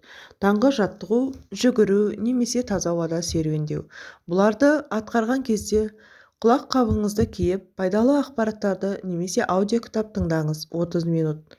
Душқа түсу, кітап оқу, күндік жоспарыңызды пысықтау. 50 минут. Таңғы ас. Өмір бір-ақ рет беріледі. Берекеге толы таңғы уақытты ұйқымен өткізетіндей өмір соншалық ұзақ емес. Ерте тұру үшін, ерте тұруға шабыттандыратын өзіңізге өмірлік мақсат қоя білу. Кешкі асты ертерек ішу, һәм қорытылуы жеңіл тамақ тұтыну, ерте ұйықтауға дағдылану. Осы қарапайым шарттар орындалса, ерте тұру сізге ешқандай қиындық туғызбайды. Ол үшін кешкі уақытта достарыңызбен кездеспегеніңіз дұрыс. Шақыруларға жоқ деп айтуды үйренуіңіз маңызды. Мүмкіндігінше төсекте жатып әлеуметтік желіге кірмеген пайдалы. Осы орайда сіздерге Хелл Эллордтың «Магия утра», Робин Шарманың «Клуб часов утра» кітаптарын оқуды ұсынамын. Алланың 99 көркем есімі. Таңғы уақытта Алланың көркем есімдерінің әрқайсысын мағынасын түсініп, жаратылыстағы көрінісін елестете отырып оқыған жақсы. Ғажайып күйге бөленіп, керемет рухани әсер аласыз. Әр есімді оқу, оның көрінісі өз әлемінде болғанын қалайтын дұғаға жатады. Алла тағаланың ең көп танылған 99 көркем есімі бар. Құранда бұл жайында: ол Алла, одан басқа ешбір тәңір жоқ. Ең көркем есімдер оған тән делінсе, басқа бір аятта: ол Алла, жаратушы, жоқтан бар етуші және бейнелеуші. Ең көркем есімдер оған тән. Көктер мен жердегі әр нәрсе оны дәріптейді. Ол өте үстем, аса дана делінеді. Алла тағаланың көркем есімдеріне қатысты аят пен хадистерден түйгеніміз: дұға жасау барысында Алланың көркем есімдері арқылы барынша шынайы терең ықыласпен жалбарыну болмақ. Пайғамбарымыз бір хадисінде Алла тағаланың 99 есімі бар. Кім оларды айтса жәннатқа кіреді деген. Бірінші, Алла. Алла сөзі Құранның 2697 жерінде кездеседі. Алла тағала жаратушы, ал одан басқасы жаратылған. Ол шексіз, өзгелер шектеулі, басқалар мұқтаж, ол мұқтаж емес. Одан басқа тәңірі жоқ. Ол ғана жалғыз. Оған тең келер еш нәрсе жоқ. Ол шексіз сипаттар иесі. Алла есімі Хақ тағаланың баламасы жоқ. Айрықша атауы және жаратқанға тиесілі бүкіл есімдер мен сипаттарды қамтиды. Екінші, әр-рахман, шексіз мейірімді. Үшінші, әр-рахим, рақымы ерекше. Төртінші, әл-малик, бүкіл әлемдердің иесі, әміршісі. Ешкімнің ешкімге қарайласа алмайтын күні тек оның ғана әмірі жүреді. Бесінші, әл-куддус, барша кемшіліктен пәк, қасиетті, барлық айып нұқсандардан ада. Бұл есім Құранда 2 жерде кездеседі. Алтыншы, әссалам, жаратқандарын есендікте ұстаушы. Жетінші, әл-мүмин, жүрекке иман беруші, азаптан қорғаушы, есендік беруші, өз елшілеріне мұғжизалар беріп растаушы, сенімді. Сегізінші, әл-мухаймин, әр уақытта өз саясына баурап, үкімінің астына алушы, пенделерді және бүкіл болмысты қорғап, олардың жасағандарын қадағалап, қарымтасын кемшіліксіз беруші. Бұл есімде Құранда 2 жерде кездеседі. Тоғызыншы, әл-әзиз, ұлы, әлсіздік атаулыдан пәк, жеңілуі мүмкін емес, жеңімпаз, аса құдіретті, дәрежесі ұлық, өзіне еш нәрсе тең келмейді. Құранда 90-ға жуық жерде кездеседі. Оныншы, әл-жаббар, өзінің үкімін барша әлемге жүргізуші, қалағанын күштеп жасатушы, аса құдіретті үстем, зұлымдық жасағандарды жазалаушы. 11-ші, әл-мутакаббир, барлық нәрседе ұлылығын көрсетуші, аса жоғары мәртебелі, ұлылық тек оған ғана тән. 12-ші, әл-халик, барлық нәрсені жаратушы, жоқтан бар етуші, әл-бари, кемшіліксіз, мінсіз жаратушы, барша жаратылысты әртүрлі ерекшеліктермен жаратушы. 14-ші, әл-мустауир, әрбір қалаған нәрсесіне өзіндік бейне, ерекше пішін беруші, шебер. 15-ші, әл-ғаффар, күнәларды кешіруші, жарылқаушы, пенделердің айып нұқсандары мен күнә қателіктерін әшкере етпей жасырып тұрушы. 16-ші, әл-хахар, баршаны өзіне бағындырушы, қалаған нәрсесіне үстем болушы, әділ жазалаушы. 17-ші, әл-уахаб, түрлі нығметтерді қайтарымсыз беруші. 18-ші, әр-раззақ, жаратылғандардың ризық несібесін беруші. 19-ші, әл-фәттақ, жақсылық есіктерін ашушы, дұға еткен пенде, жолымды оңғаратын, көңілімді көтеретін де, құпиямның жібін сөгетін де сен, өзіңе апаратын жолдарды аша көр деп тілеген дұрыс. 20-ші, әл-әлим, барлық нәрсені өте жақсы толық білуші, назарынан еш нәрсе қағыс қалмайды, Алланың білмей қалатын сәті жоқ, жарияны да, құпияны да біледі. 21-ші, әл-қабид, ризықты ұстап қалушы, рухтарды алып қалушы, жан алушы. 22-ші, әл-басит, мол ризық беруші, өмірді ұзартушы, көкіректі кеңейтуші. 23-ші, әл-хафид, тұқыртушы, тәкаппарларға шамасын білдіруші. 24, әр-рафиқ, мүминдерді көтеруші, жоғарлатушы, дәрежені көтеруші. 25-ші, әл-муғзиз, қадірлі етуші, күш қайрат беруші. 26-ші, әл-музил, қалаған пендесін қиыншылықпен сынаушы, қор қылушы. 27-ші, әс-самиқ, бәрін естуші, дұғаларды қабыл етуші. 28-ші, әл-басир, әрбір жасырын нәрсені толық көруші. 29-ші, әл-хакам, әділ үкім беруші, жақсыны жаманнан айырушы. 30-ші, әл-әділ, әрбір ісінде аса әділетті. 31-ші, әл-латиф, құлдарына түрлі сый тарту етуші, сан алуан пайдаға кенелтуші. 32-ші, әл-хабир, барлық әшкере жасырын нәрседен үнемі толық хабардар. 33-ші, әл-халим, жұмсақ, биязы, үлкен күнәларға қарамастан тәубеге келуге мүмкіндік беруші. 34-ші, әл-әзим, заты мен сипатында өте ұлық, Құранда 6 жерде кездеседі. 35-ші, әл-ғафур, күнәларды жасырып, жазаламай кешіріп тұрушы, аса кешірімді жарылқаушы. 36-ші, әш-шакур, аз амалға көп сауап беруші. 37-ші, әл-әли, жоғары мәртебелі аса ұлы. 38-ші әл-кабир, аса ұлы мәртебелі ұлық. 39-ші әл-хафиз, сақтаушы, қорғаушы. 40-ші әл-мұхит, әрбір жаратылысты қамтушы, үлкен кіші демей азығын беруші. Әл-хасиб, әрбір пенденің әрекетінен есеп алушы. Әл-жалил, ұлылық иесі, өзгеге мұқтаж емес. Әл-карим, берері мол, аса жомарт. Әр-рахиб, барлық жаратылысты бақылаушы. Әл-мужиб, пенделердің сұрағандарына жауап беруші, дұға тілектерді қабыл етуші. Әл-уасих, мүлкі, рахымы мен құдіреті шексіз. Әл-хаким, хикмет иесі, оның әрбір ісі даналыққа толы. Әл-уадид, ізгі құлдарын жақсы көруші. Әл-мәжид, беделі, есімі өте жоғары және әдемі. Әл-мәжид, барлық есімімен жоғары, ұлық, пәк, аса даңқты, мәртебелі.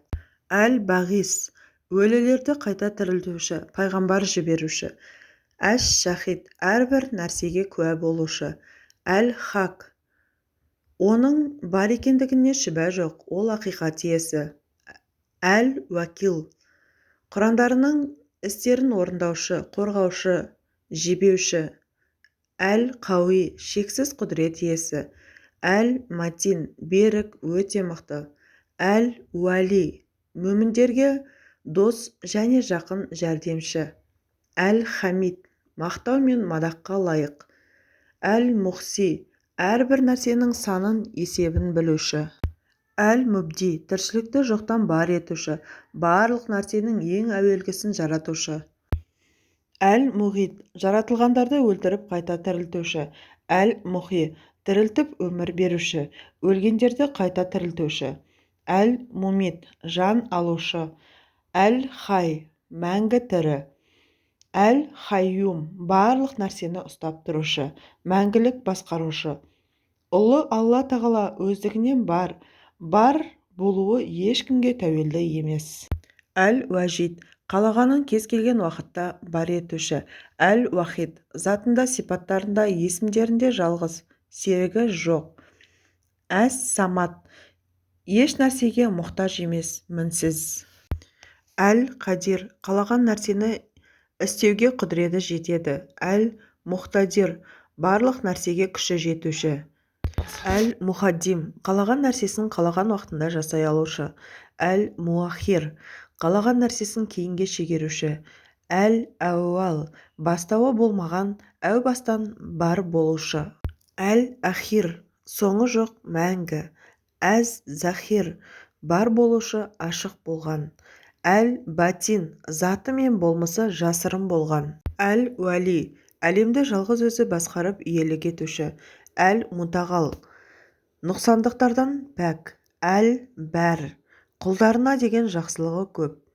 Әт-тәуәб, тәубелерді әрдайым қабыл етуші. Әл-мунтахим, күнәһарды залымды әділ жазалаушы. Әл-әфу, тым кешірімді, аса жарылқаушы. Әр-рауф, рақымы кең, ұлы мейірімге ие, жұмсақ. Мәликул мүлк, мүліктің, дүниенің шынайы егесі. Зул жаллали уәл икрам, ұлылық пен жомарттықтың иесі. Әл-мұхсид, әрбір істі ретімен, уақытымен жасаушы, өте әділ. Әл-жамиқ, қалаған нәрсені қалаған уақытта бір жерге жинаушы. Әл-ғани, өте бай, еш нәрсеге мұқтаж емес. Әл-мұғни, қалаған пендесін байлыққа кенелтуші, ешкімге және еш нәрсеге мұқтаж қылмаушы, барлық тұрғыдан бай етуші. Әл-маниқ, қалаған нәрсеге кедергі бола алушы, бөгеуші, тосқауыл қоюшы. Ад-дар, қалағанын зиянға душар етуші. Ан-нафиқ, қалағанына пайда беруші. Ан-нұр, нұр, күллі әлемді, көңілдерді нұрға бөлуші. Әл-хади, ақиқатқа бастаушы, тура жолға салушы, хидаят беруші. Әл-бадих, аса шеберлікпен, даналықпен жоқтан бар етіп жаратушы. Әл-бақи, мәңгілік иесі, соңы болмайтын бақи. әл-уәрис мүліктің шынайы иесі. Барлық жаратылыс жойылғаннан кейін жалғыз қалатын бүкіл мүліктің шынайы иесі. ар-рашид тура жолды көрсетуші, жетелеуші. ас-сабур асқан сабыр иесі. Кінәларды дереу жазаламай тәубе ету үшін мүмкіншілік беруші. Уақытты үнемдеуге қатысты лайфхактар.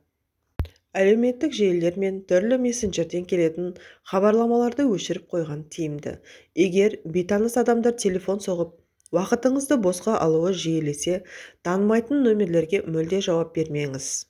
Өйткені сізге телефон шалған адамға қатты қажет болсаңыз, ол міндетті түрде поштаңызға немесе мессенджеріңізге хат арқылы мән-жайын айтып сөйлесуге сізден рұқсат сұрайды. Әрі қарай өзіңіз шешесіз. Инстаграм және Фейсбук секілді әлеуметтік желілерде таңдап, талғамастан әркімге жазыла бермеңіз. Посттары қызық, сіздің салаңызға немесе тұлғалық дамуыңызға пайдалы болатын адамдарға ғана жазылыңыз. Бұлай жасау арқылы уақытыңызды босқа алатын сурет посттардың лентаңызда көбейіп кетуіне бөгет боласыз. Теледидарды мүлдем көрмеңіз. Қаншама адамның ғұмыры осы көк жәшіктің алдында босқа өтіп жатқанын ұмытпаңыз. Көлік кептелісі болатын сағаттарда мүмкіндігінше қалада жол жүрмеуді қадағалаңыз. Күндік графигіңізді көлік кептелісіне сәйкес келмейтіндей етіп реттеңіз. Мысалы, жұмысқа ертерек барып, кешірек қайтыңыз. Уақыты еркін жеке кәсіпкер болсаңыз, көлік кептелісі біткеннен кейін асықпай баруыңызға және жұмыстан ертене кешірек шығуыңызға да болады. Көлікте аудиокітап, пайдалы ақпараттарды таңдауды әдетке айналдырыңыз. Кездесуге немесе қонаққа барарда қанша уақыт болатыныңызды алдын ала ескеріп қойған тиімді. Мысалы, сізбен кездесуге 40 минут қана уақытым бар. Сондықтан 16:00-де кездесуімізді аяқтауға мәжбүр боламын деп алдын ала ескертсеңіз, кездесетін кісі кездесуге дәл уақытында кешікпей келеді. Әрі жоспарлы уақыттан асырмас үшін бірден нақты мәселеге көшетін болады. Тойға, қуанышқа, айталық жаңа пәтерге құтты болсын айтуға барғанда көп жағдайда сыйлық ретінде ақша береміз. Бірақ әр барғанда конверт іздеп, әуре сарсаңға түсіп жатамыз. Сол үшін алдын ала көп конверт сатып алып қойған тиімді. Сондай-ақ, орамал, белбеу, сәбилердің киімі секілді стандарт сыйлықтарды алдын ала көптеп алып қойсаңыз, қажет кезде сыйлық іздеп әуре болып жатпайсыз. Әлемге жайылған пандемия, COVID-19 вирусы салдарынан көптеген мемлекет күшейтілген карантин мен жеңілдетілген локдаун тәсіліне жүгінді. Нәтижесінде көптеген бизнестің моделі өзгеріп, онлайн сауда-саттық қарқыны жедел өсіп, күн санап күшейе түсті. Сапасы да айтарлықтай артты. Адамдар жаппай онлайн өмірге үйренуге мәжбүр болды. Пандемиядан кейін де онлайн бизнестің қарқыны үдемесе, кемімейтіндігі айтпаса да түсінікті. Онлайн сауда-саттық уақытымызды үнемдеуге айтарлықтай пайдалы болды. Мысалы, үйге қажетті азық-түлік, дәрі-дәрмек, басқа да керек-жарақтарды онлайн тапсырыс беру арқылы супермаркет пен дәріханаға кететін уақытымызды үнемдей алдық. Дағдылар арқылы жетістікке жету. Біз өз әдет дағдымыздың құлымыз. Ендеше күнделікті дағдымызды өзгерту арқылы өмірімізді өзгерте аламыз. Роберт Кийосаки. Кез келген жетістіктің артында жақсы дағдылар мен ұстанымдар тұр. Дағды дегеніміз күнделікті өмірде жиі қайталанып, автоматты түрде іске асырылатын әдеттер жиынтығы. Дюка университетінің зерттеуі бойынша күнделікті іс-әрекетіміздің 45% біздің бейсаналы түрде тұрақты әрі қайталап жасайтын дағдыларымыздан тұрады екен. Адам баласы өмірлік ұстанымдары мен дағдыларын реттеген кезде жетістік өздігінен келеді. Америкалық бизнес-кеңесші, кәсіби ділмар жазушы Джим Рон бұл жайлы былай дейді: жетістік бұл күнделікті үзбей жасалатын жай ғана қарапайым қағидалардан басқа ештеңе емес. Ал кері кету де дәл солай, күнделікті қайталанатын қателіктердің нәтижесі.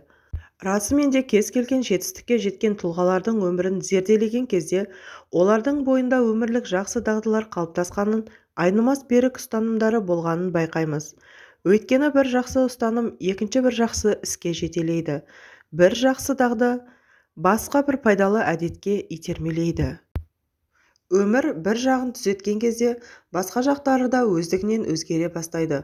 Бұл заңдылық.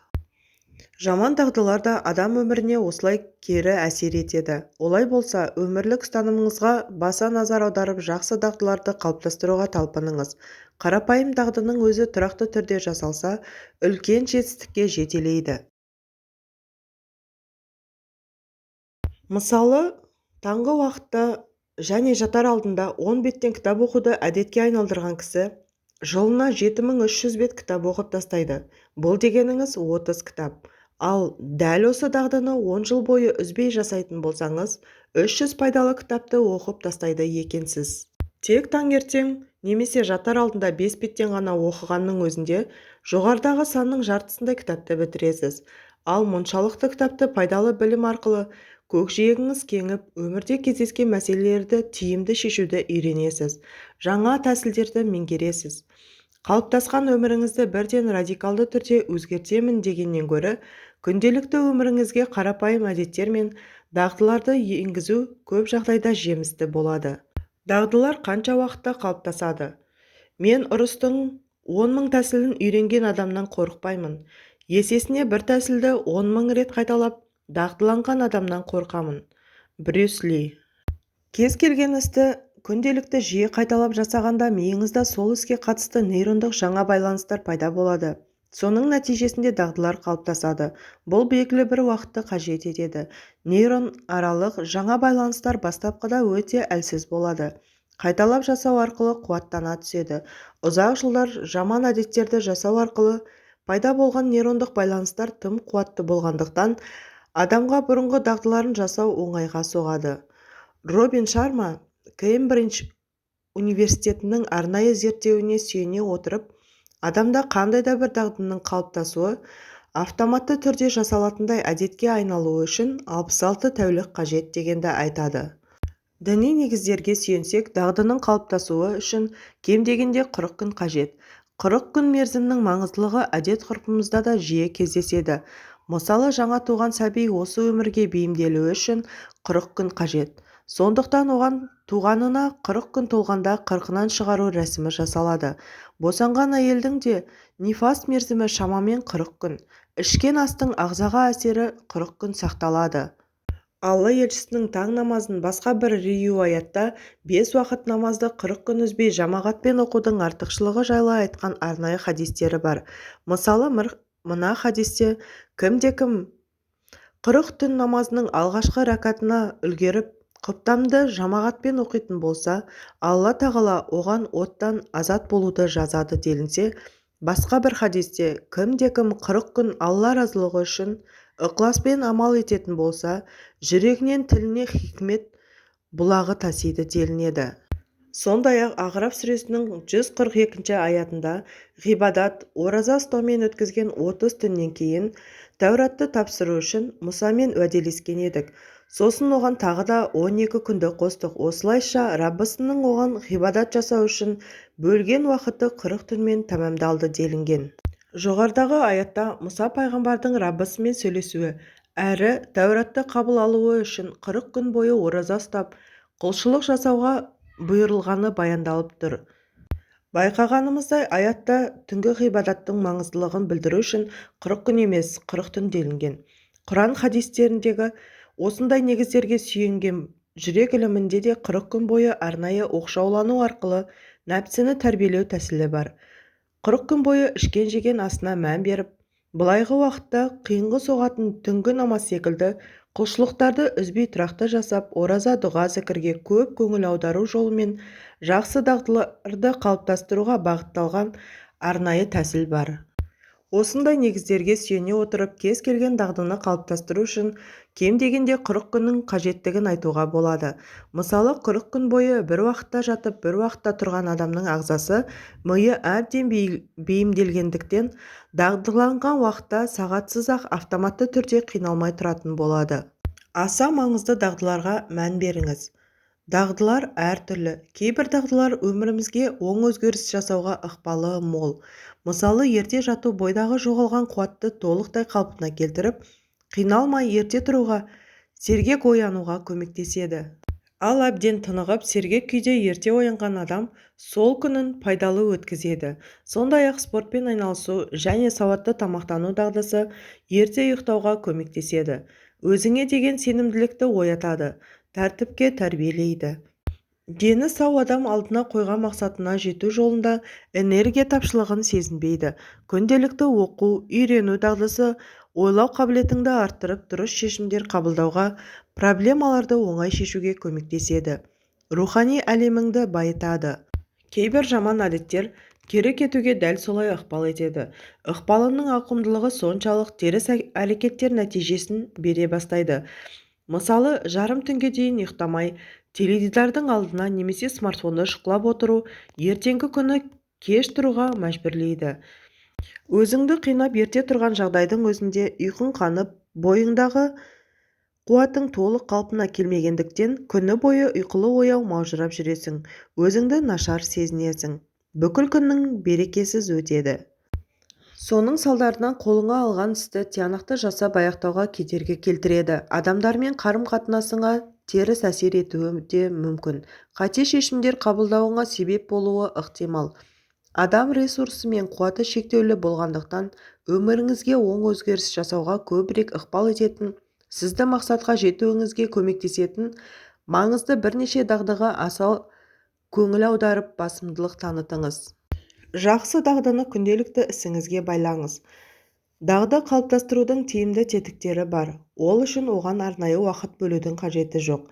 Қажетті дағдыны өзіңіз тұрақты істеп жүрген міндетті ісіңіздің алдына немесе артына байлап тастаңыз.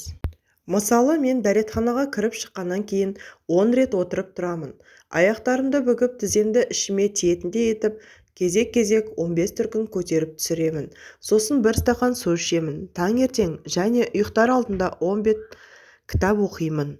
Сіз де өміріңізде қалыптасқан міндетті түрде жасауға тиіс істеріңіздің алдына немесе артына пайдалы дағдыларды осылай байлап қойыңыз. Мысалы, көлікке отырғанда 2 минут терең тыныс алуды әдетке айналдырыңыз. Ұйықтау үшін басыңызды жастыққа қойған кезде Алланың нәсіп еткен нығметтері, күні бойы кездескен жақсы істер үшін шүкір етіп алғыс айтуды, ренжіткен адамдарды кешіруді әдетке айналдырыңыз. Осылай үздіксіз жасау арқылы дағдыларыңыз ойланып, жоспарланып, жатпастан автоматты түрде жасалатын жағдайға жетеді.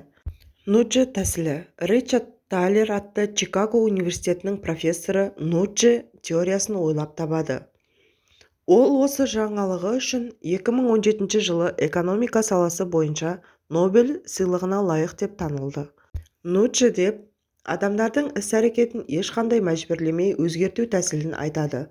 Яғни, болмашы мәлімет арқылы адамдардың қажетті шешім қабылдауына түрткі болу. Кез келген дағды контекстке тәуелді. Айналамызда қоршаған физикалық заттар біздің іс-әрекетімізге бейсаналы түрде әсер етері анық. Осыны білген маркетологтар супермаркет сөрелеріндегі бірден көзге түсетін қатарға қымбат өнімдерді, ал кассаның алдына сағыз, шоколад секілді ұсақ-түйек заттарды орналастыруға кеңес береді. Өйткені адамның көбі бейсаналы түрде көзге көрінген нәрсені сатып алуға бейім. Ғалымдар мынадай зерттеу жүргізіп көрген. Бостондағы емхананың газдалған сусынын қойылатын тоңазытқышына табиғи су бөтелкелерін орналастырады. Қарапайым ғана осы өзгеріс үшін айдың ішінде газдалған сусындардың сатылуын 11%-ға төмендетіп, ал судың сатылуын 25%-ға көтеріп тастаған. Зерттеу жүргізгендер азық-түлікке қатысты да осындай өзгерістер жасау арқылы ұқсас нәтижелерге қол жеткізген. Кафетерияға келген кісілерге не істеу керек екендігі арнайы айтылмаса да, қарапайым сыртқы өзгерістер арқылы тұтынушылардың дұрыс шешім қабылдауына ықпал еткен. Осы тәсілді біз күнделікті өмірімізге тиімді қолдана аламыз. Мысалы, күнделікті су ішетін әдет қалыптастыру үшін холл, ас үй секілді ортақ орындардың көрінетін жеріне су құйылған ыдыс пен стакан әкеп қойыңыз. Көбірек көкөніс пен жеміс жеуді қаласаңыз, онда оларды жуып, ас үйдің көзге түсетін жеріне орналастырыңыз. Ас тамақ ішу үшін шағын табақ пен кішкентай қасық қолданыңыз. Жиі кітап оқу үшін тынығып дем алатын бөлмелерге кітаптарыңызды қойыңыз. Мысалы, холлда бір кітап, жататын бөлмеде басқа бір кітап тұрсын. Музыкалық аспаптарда көбірек ойнағыңыз келсе, оларды да өзіңіз көбірек уақыт өткізетін холл, кабинет секілді бөлмелердің көзге бірден түсетін ыңғайлы жерлеріне орналастырыңыз. Жоқ деп айту дағдысы. Өмірдегі маңызды істерді анықтай алсақ, қалғандарына жоқ деп айту оңай болмақ. Стивен Кови. Құрған күндік жоспарымызды бұзып, ниеттенген ісімізді болдырмай, мақсатымызға жетуге бөгет болатын кедергілердің басында айналамыздағы адамдардың беймезгіл жасайтын әртүрлі ұсыныстары тұрады екен. Мен өз тәжірибеме сүйенсем, маған көп кедергі келтіретін жағдай адамдардың графигімде, жоспарымда жоқ кездесуге шақыруы. Мысалы, көптен көрмеген танысым яки досым Қайреке, ақылдасатын бір мәселе бар еді деп 16:00-де кездессек дейді. Мен көңілін қимай шақыруын қабыл алып, айтқан мекенжайға барамын. Барып келер жолыма әңгімелесіп ақылдасуымызға кем дегенде 2-3 сағат уақытым кетеді. Таңертең үйден шығар кезде жоспарлап шыққан жұмыстарым жайына қалады. Келесі күні бір журналист хабарласып, қоғамда орын алған қандай да бір оқиғаға қатысты пікірімді сұрайды, немесе сұхбат алғысы келетіндігін айтады. Қиылып сұрап тұрған соң, оған жоқ деп айта алмай, келісім беремін. Сөйтіп, ниеттенген бір ісім бітпей қалады. Басқа күні бір туысым хабарласып, баласының үйленгелі жатқанын айтып, соған құдалыққа баруға көндіреді. Қазақтың құдалығы қалай өтетіні белгілі. Жақын жер болғанның өзінде кем дегенде бір күнің кетеді. Бойдағы қуатыңды қалыпқа келтіріп, шаршауыңды басамын дегенше тағы бір күнді жоғалтасың.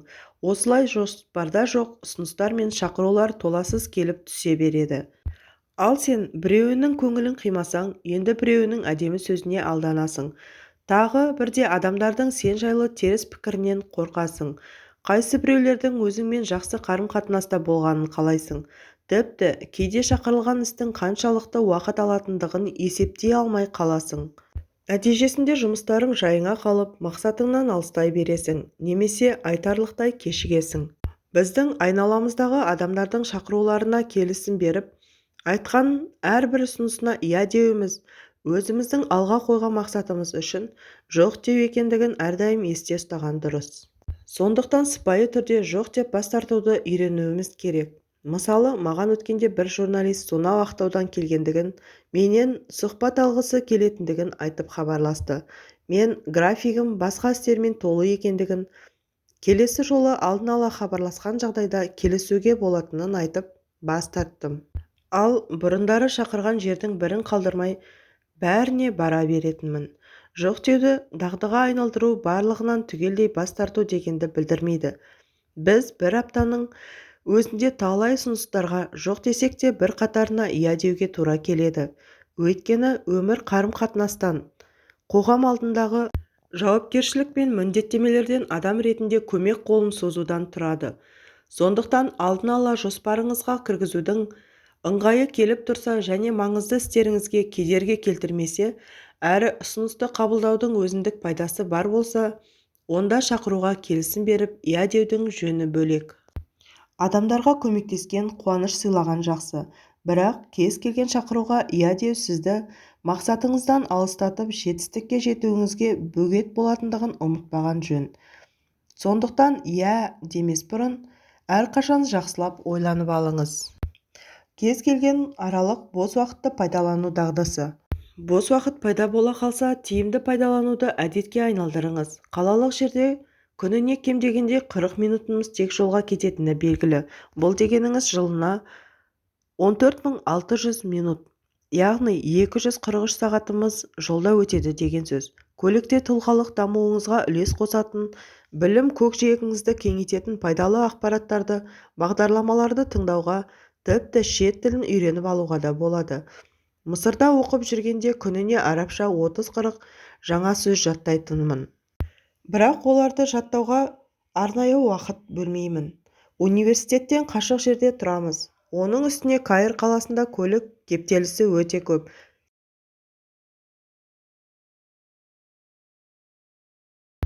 Үйден шығарда арнайы кішкентай қағаздардың бір жағына арабшасын, екінші бетіне қазақшасын жазып аламын. Автобуспен оқуға барып келерде әлгі сөздердің бәрін жаттап алуға тырысамын. Нәтижесінде 1,5 жылдан кейін араб тіліндегі діни әдебиеттерді сөздіксіз оқитындай деңгейге жеттім. Дүкенде, емханада, ұзын-сонар кезекте тұрғанда, не болмаса бір адамды яки көлікті күтіп қалған жағдайда гаджетіңізден электронды кітап оқуды әдетке айналдырыңыз. Осындай жағдайларда оқу үшін өзіңізбен бірге шағын кітап алып жүруге де болады. Еуропа, Жапония секілді дамыған елдерде бұл әдет қоғамдық деңгейге кеңінен қолданылатынын байқауға болады. Өзіңнен есеп алу дағдысы. Егер де істі кісілердің қатарында болғың келсе, күнінде бір мәрте, болмасына жұмасында бір, ең болмаса айында бір өзіңнен есеп ал. Абай. Жатар алдында түннің қаншалықты өнімді болғандығын білу мақсатында күндік жоспарындағы істердің атқарылып-атқарылмағандығына қарап, өзіңнен есеп алуды дағдыға айналдырған пайдалы. Кез келген жетістік күнделікті атқарылған істердің жиынтығы. Күн сайын өзіңді есепке тарту арқылы атқарылған істеріңді көріп, жігерлене түсесің. Жасалған істі есіңе түсіріп, көңілің көтеріліп, өзіңе деген сенімділік пайда болады. Әр жасаған жұмыс үшін жаратқанға шүкір етесің. Ал жоспардағы атқарылмай қалған істердің себебіне үңіліп, келесі жолы оны жасаудың тиімді тетіктері мен жолдарын қарастырасың. Бөгеттері болса, оны жоюдың амалын іздейсің. Есеп алып болған соң, келесі күннің жоспарын жасап, пысықтап алуды да әдетке айналдырған тиімді.